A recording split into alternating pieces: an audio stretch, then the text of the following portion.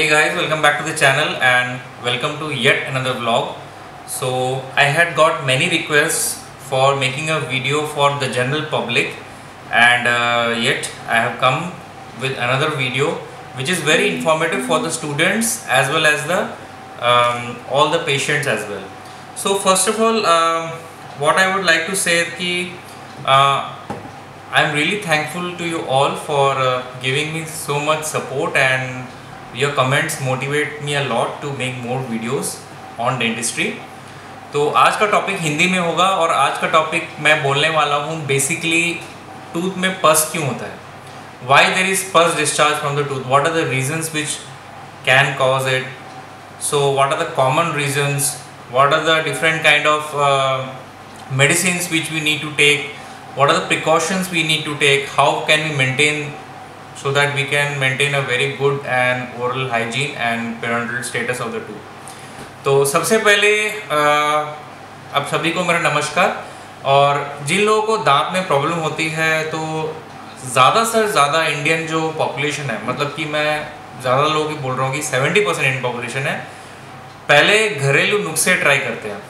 घरेलू नुस्खे जैसे क्या हो गए, गर्म पानी में कुल्ली करना, उसमें सॉल्ट मिला के कुल्ली करना, फिर दांत में हल्दी से गार्गलिंग करना, ऐसे डिफरेंट काफ़ी सारे मेथड्स हैं जो हम लोग घर पे घरेलू नुस्खे जो हमारे काफ़ी पुश्तों से चले आ रहे हैं वो हम लोग यूज़ करते हैं।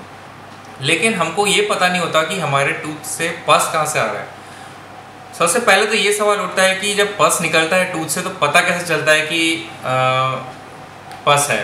सबसे पहले पस जब निकलता है हमारे टूथ से तो हमारे माउथ में बहुत ही बैड स्मेल होती है, पहला चीज़। दूसरी चीज़, जो आपके मुंह का टेस्ट है वो हो जाता है पूरा सॉल्टी। तो अगर आपको फाउल स्मेल हो और मुंह का जो टेस्ट है बदल जाए और कुछ भी खाने की इच्छा ना हो, जब भी कुछ खाना खाए तो पेन हो रहा हो, तो मतलब समझ लीजिए कि आपको टूथ में इन्फेक्शन है जिसकी वजह से पस हो रहा है। अब पस बेसिकली क्या होता है, ये एक एक्सुडेट होता है जो कि हमारी बॉडी इम्यूनिटी हेल्प करती है कि जो बैक्टीरिया है उसको हटाने के लिए।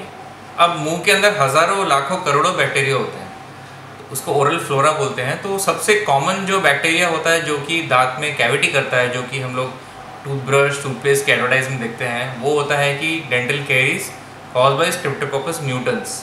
अब ये जो है, हम जब हमारे दांत में जब थोड़ा सा खाना जम जाता है और हम रात को ब्रश नहीं करते हैं, हम लोग ज़्यादा स्वीट फूड खाते हैं या फिर कुछ भी खाते हैं जिसके बाद हम लोग स्टिकी फूड, जो हम लोग खाना खाने के बाद उसको क्लीन नहीं करते हैं, ब्रश नहीं करते हैं, तो क्या होता है वो जो बैक्टीरिया है इस खाने पे बैठ जाता है and they start taking the food. अब जो बैक्टीरिया खाना खाता है तो उसके बाई प्रोडक्ट्स एसिडिक होते हैं जो कि हमारे दांत के इनामल, जो कि इनामल मैट्रिक्स, जितने भी हमारे मिनरल्स हैं दांत में, उसको ख़त्म करता है धीरे धीरे। सबसे इजी एग्जांपल मैं बताता हूँ, अगर आप टॉयलेट में एसिड डालें तो आपका टॉयलेट कैसे रफ हो जाता है और कुछ दिनों बाद ब्राउनिश होता है, वैसे ही हमारे टीथ भी केरियस हो जाते हैं और धीरे धीरे टीथ की जो इन्फेक्शन है, वो जो केरीज है, जो कीड़ा लगा है दांत में, कीड़ा तो नहीं बोलेंगे, जो कैविटी है वो अंदर तक जाता रहता है। अब अंदर में क्या होता है, ब्लड वेसल्स होती हैं, नर्व्स होती हैं, और जब वो कैविटी बहुत डीप हो जाती है तब हमें पेन होता है।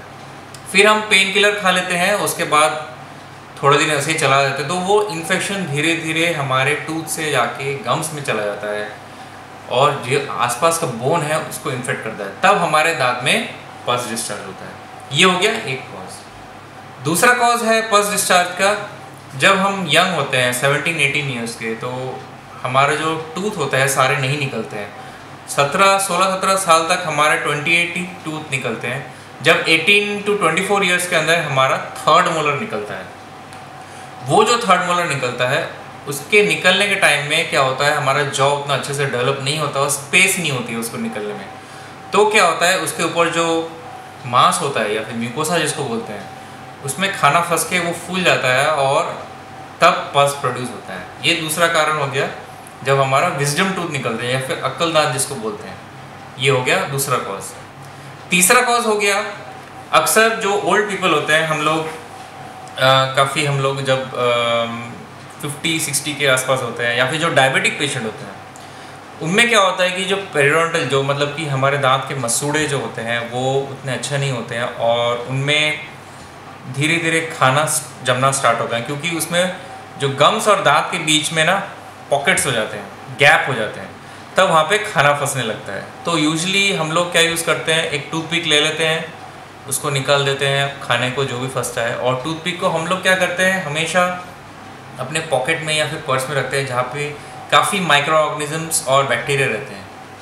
तो क्या करना चाहिए, हमको कभी भी टूथपिक यूज़ नहीं करना चाहिए, क्योंकि टूथपिक से दोबारा इन्फेक्शन हो जाता है और अगले दिन स्वेलिंग और पस निकलता है।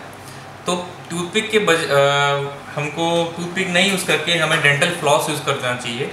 जब भी खाना फंस जाए तो ये एक डेंटल फ्लॉस मिलता है मार्केट में, तो इसको ऐसे निकाल के अगर हम इसको ऐसे निकाल के हम जो भी खाना है अपने दांत के अंदर निकाल सकते हैं। ये कोलगेट का आता है, कोलगेट फ्लॉस।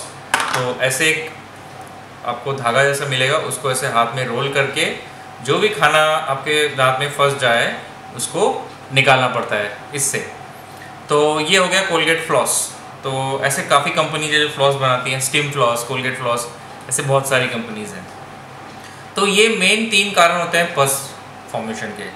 अब चौथा कारण एक और होता है कि अगर बाय चांस अनलकीली आप गिर जाएं, मुंह के बल गिर जाएं, या फिर आपकी किसी का लड़ाई हो जाए, तो आपका दांत सडनली अगर टूट जाए तो जो अंदर में जो नसें हैं वो दांत की वो निकल जाती हैं, और कोई भी हवा लगती है या फिर कोई भी ठंडी चीज़ लगती है या फिर कोई भी गर्म पानी लगता है तो हमको बहुत ज़ोर से पेन होता है, और अगर उसको हम इग्नोर करें तो हमें पेन होता है। अब इस पस को इमीडिएट रिलीफ के लिए हमें क्या करना चाहिए?